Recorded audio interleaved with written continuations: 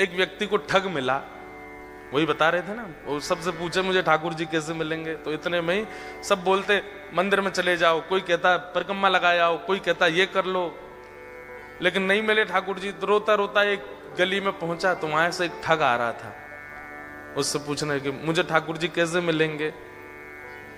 तो ठग ने देखा, बोले कि इसकी स्थिति बड़ी भावुक है, रो रहा है और ठाकुर जी से मिलने के लिए बड़ा व्याकुल है, लेकिन इसके हाथ में 2-3 सोने की अंगूठी हैं, गले में एक चैन भी पहनी है, उसके पास में बैग है, उसमें भी कुछ तो रुपए पड़े ही होंगे, चलो इसको मिलवाते हैं ठाकुर जी से। बोले मेरे साथ चलो, मेरे पीछे पीछे चलो। और जैसे ही बोला पीछे, वो तो इतना उत्साहित हो गया, चलो चलो मिलवाओ ठाकुर जी से। जमुना जी ले गए। जमुना जी जाकर के बोले अब सारे वस्त्र उतार दो, अपने झोला रख दो नीचे। वस्त्र उतार दिए तुरंत। बोले कैसे मिलेंगे ठाकुर जी? बोले जितना पहना है सोना चांदी सब उतार दो।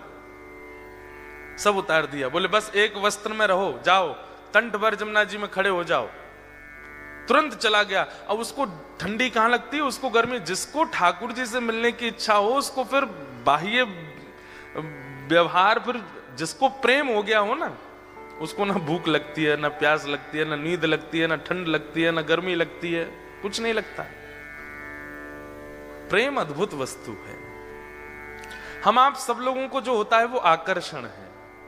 हम आप सब लोगों को जो होता है वो संसारी केवल और केवल मोह है। बहुत 0.1% किसी जीव को प्रेम होता है। हमारा आपका प्रेम स्वच्छ नहीं है, लेकिन जिसको प्रेम हो जाता बाधित नहीं करती। अपने प्रियतम को अगर देखना है तो कितनी भी ठंड पड़ रही हो, वो ठंड में जग जाएगा। अपने प्रियतम के लिए भूखा रहना है तो रह लेगा। चला गया, यमुना जी में खड़ा हो गया कंठ भर जल में, और बोले नेत्र बंद कर लो। और नेत्र बंद करके श्री राधा पुकारते रहो। जब तक मैं कहूं नहीं तब तक आंख मत खोलना। जैसे ही ठाकुर जी सामने आएंगे मैं बोलूंगा कि आंख खोलो, तभी खोलना। तुरंत आंख बंद करके खड़ा हो गया। ठंड पड़ रही थी, कंठ भर जमुना जल में खड़ा है। श्री राधा श्री राधा श्री राधा श्री राधा। ठग ने सारे कपड़े उठाए, झोला उठाया, अंगूठी सब उसकी ली, भाग गया। वो बेचारा खड़ा है जमुना जी में। इतने में ही नुकुंज में विराजमान श्री किशोरी जी ठाकुर जी के पास गई। बोले श्याम सुंदर, देखो तो एक वैष्णव कितनी ठंड में जमुना जल में खड़ा होकर के मुझे पुकार रहा है। ठाकुर जी बोले तो क्या इसको दर्शन देना है? ठाकुर जी बोले इसने कोई ऐसा पुण्य तो किया नहीं है, ऐसे कोई इसके भजन साधन तो है नहीं इसको दर्शन। बोले कि आप वो करिए जो हम कह रही हैं, बस इसको दर्शन दे के आओ। देखो कितना बेचारा परेशान हो रहा है। ठाकुर जी बोले ठीक है जाता हूं। इतने में ठाकुर जी प्रकट हो गए और त्रिभंग ललित स्वरूप धारण करके जैसे ठाकुर जी प्रकट हुए, वंशी नाद करने लगे। वेणु की ध्वनि जैसी उसके कानों में पड़ी तो वो जोर से बोला श्री राधा श्री। अरे भैया ये वंशी कौन बजा रहा है? श्री राधा श्री राधा श्री राधा। ये चंदन की सुगंधी कहां से आ रही है? श्री राधा श्री राधा। ये अद्भुत तेज जैसा मेरे मुंह पे क्यों पड़ रहा है? अरे भैया ये कौन है सामने? ठाकुर जी बोले जिसको तुम ध्यान कर रहे हो, जिससे तुम मिलना चाहते हो। अरे सब जगह जा के कहते हो श्याम सुंदर से मिला दो, हम तुम्हारे सामने खड़े, चलो नेत्र खोलो। वो बोला आपके बगल में मेरे गुरु जी खड़े, उनसे बुलवाओ, वो अगर बोलेंगे नेत्र खोलो तो ही खोलूंगा।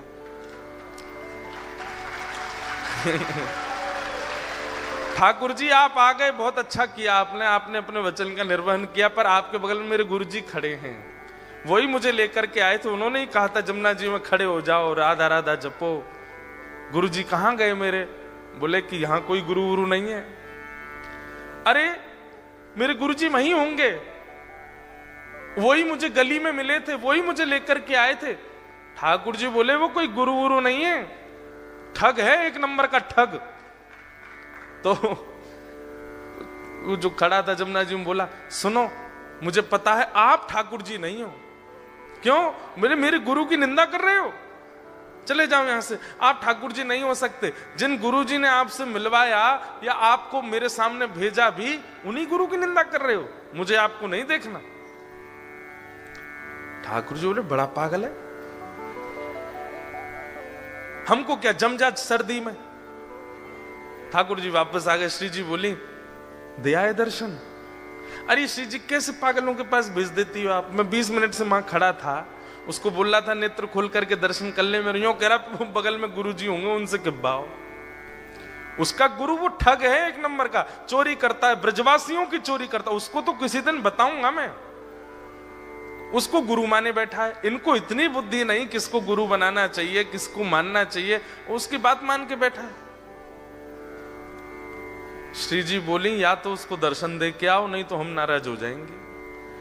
उसको दर्शन दो। बोले अरे वो गुरु की आज्ञा मानेगा। बोले तो गुरु को खोजो, पहले गुरु से बुलवाओ कि आंख खोल, दर्शन दे के आओ।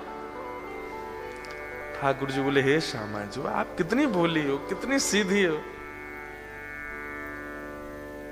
बताओ उस ठग ने जीवन में कुछ अच्छा नहीं किया, उसको मेरे दर्शन करवा दो। ठाकुर श्री जी बोली आप ये विचार क्यों करते हो कि किसी के पास योग्यता होगी तो ही दर्शन दोगे,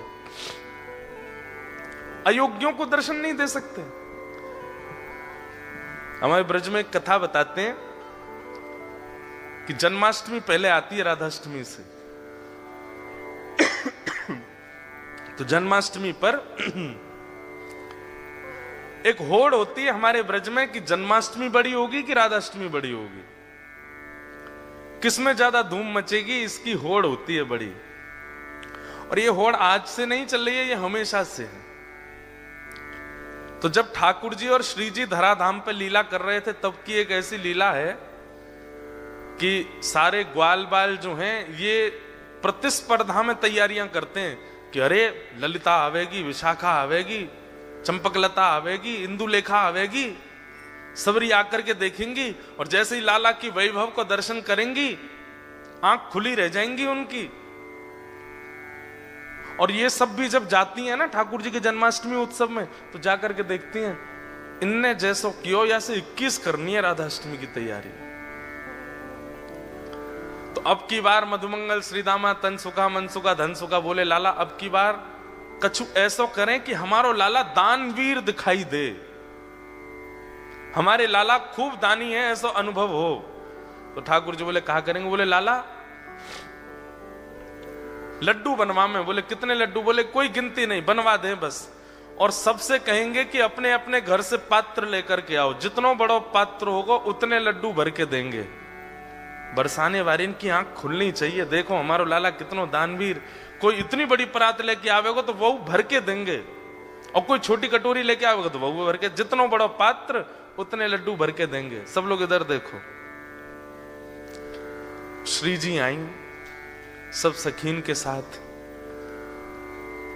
तो जैसे ही श्री जी पहुंची तो सब सखा सवरे सिर उठा के खड़े, देखिए हमारे लाला के कैसो दानवीर है हमारो लाला।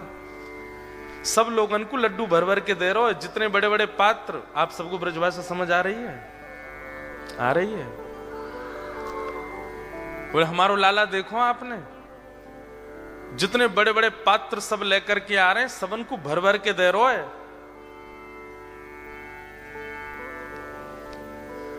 इतने में ललिता बोली और कोई छोटे पात्र लेके आ रहे हो तो? वो बोले भाई जितना बड़ा पात्र उतने ही लड्डू मिलेंगे, और तुम्हारी बस चले तो इतना बड़ा पात्र ले आओ, लाला भर के ही देखो। अब तुम पे है ही इतना सा तो फिर तो 4 लड्डू ही देखो।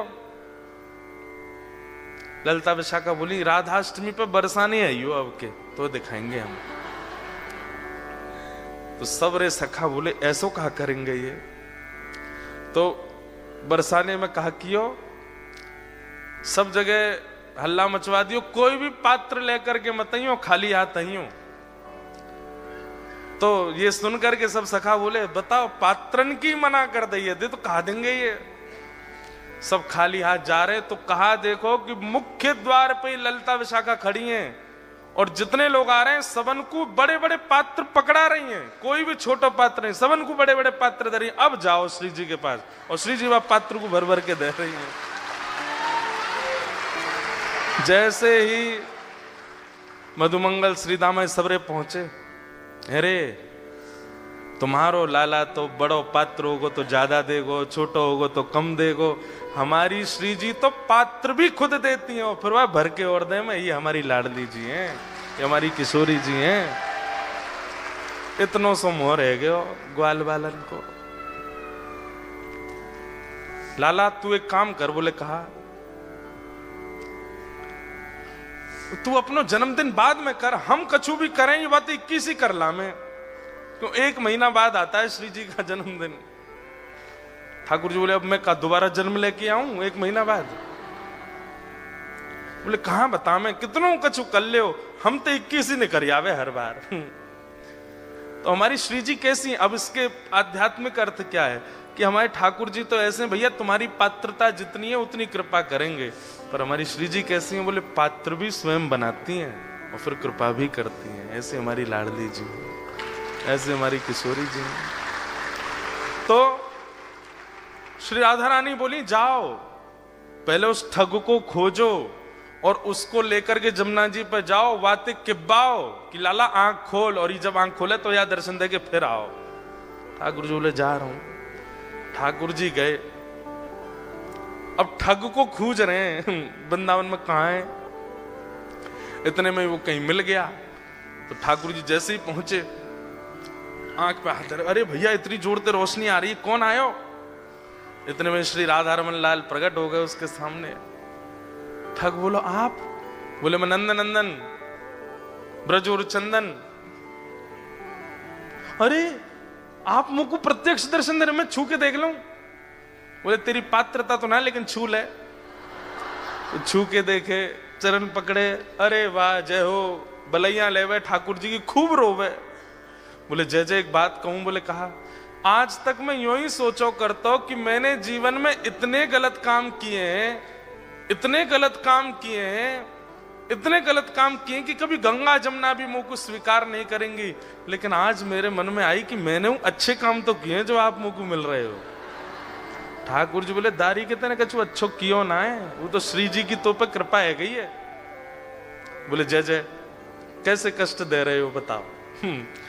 बोले चल मेरे संग, वो एक खड़ो करके आयो तू जमुना जी में, वो कंठ पर गंगा जल जमुना जी में खड़ो मेरे दर्शन को, बातें जाके बोल कि आंख खोल के दर्शन कर, ये किब्बा भी आया हूं तो ते। अच्छा जय जय वहां जानो है क्या जमुना जी? बोले हाँ। बोले एक काम कर दो। बोले कहा, मेरी पत्नी सोरी बहू को दर्शन दे दो। ठाकुर जी बोले तू चल रहा हो कि नहीं चल रहा? बोले जय जय देख लो, बहू दर्शन नहीं दोगे तो मैं नहीं जाऊंगा। अब ठाकुर जी को लगे बाय दर्शन नहीं दिए तो श्री जी वहां उल्टो डांटेंगी, सब पूरे परिवार को जरा दर्शन करा दिए माने ठाकुर जी के, और अंत में सबरे अपनी बात मनवा के काम मनवा करके तब बोलो अब चलो। ठाकुर जी बोले जल्दी चल। बोले तू एक बार बाकी आंख खुलो अब तो फिर मैं बताऊंगा। जैसे ही पहुंचे, ठिठर रहा है, मुख नीला पड़ गया ठंड के कारण, लेकिन आंख नहीं खोली उसने। ठाकुर जी बोले ए देख तेरे सामने फिरते आ गया मैं। बोले आप आ गए, लेकिन पहले मेरे गुरु जी से किब्बाओ कि आंख खोलो। बोले चल इसको बोल, आंख खोलने के लिए बोल। अरे भैया तेरे सामने साक्षात जगत नियंता जगदाधार साक्षात ठाकुर जी खड़े हैं, तू जल्दी नेत्र खोल के दर्शन कर ले। जैसे ही उसने नेत्र खोले, श्याम सुंदर खड़े हैं, मधुर वेणु बजा रहे हैं, त्रिभंग लली हैं, मोर मुकुट पहना है, सुबह से श्रृंगार करके डोल रहे ठाकुर जी मेरे दर्शन करे वो। उसने कही जय जय मैं आपको प्रणाम कर लूं। बोले जल्दी आप प्रणाम करो। बोले गुरु जी से किब्बाओ पहले। बोले इसको बोल मुझे प्रणाम करे। बोले आओ भैया प्रणाम करो। बाहर आकर के उसने प्रणाम किए, फिर गुरुदेव को प्रणाम। ठाकुर जी उस पर इतने रिझ गए, बोले ये गुरु नहीं है, ये महाठग है, ये महाचोर है, लेकिन इसने ये बोल दिया था कि मैं ठाकुर जी से मिलवाऊंगा, तो तेरे में इतना विश्वास आ गया कि इसकी बात को तू पत्थर की लकीर मान के चल रहा है।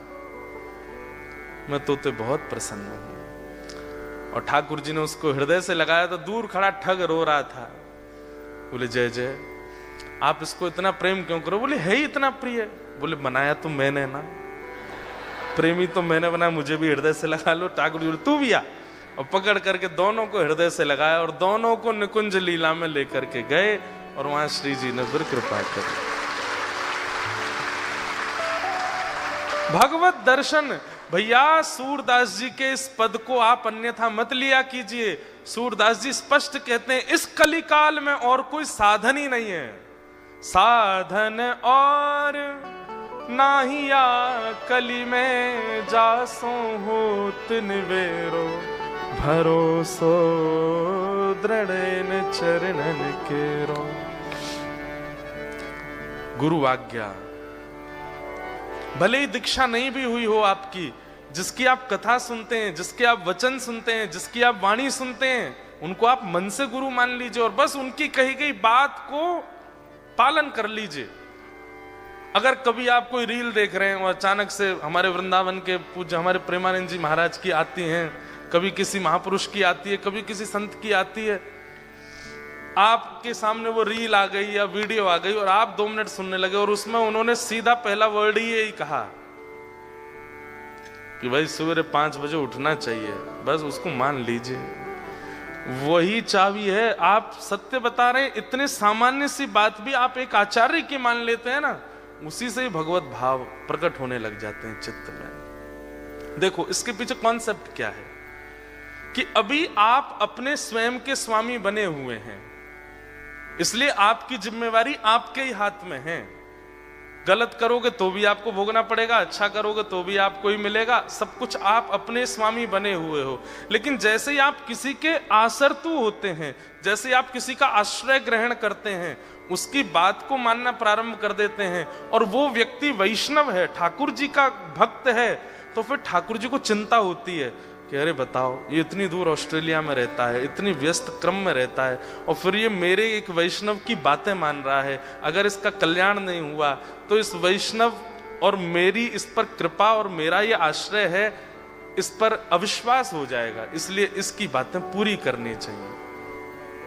तो इसलिए आप जब किसी गुरुआश्रित हो जाते हैं तो ठाकुर जी को चिंता होती है कि भाई ये गुरु आज्ञा मानता है और अगर इसका कल्याण नहीं हुआ तो गुरु शिष्य परंपरा नष्ट हो जाएगी, इसलिए ठाकुर जी फिर कृपा करते हैं। तो चाहे सूरदास हो, चाहे कुंभनदास हो, चाहे रैदास हो, चाहे मीराबाई हो, सबको दर्शन गुरु कृपा से।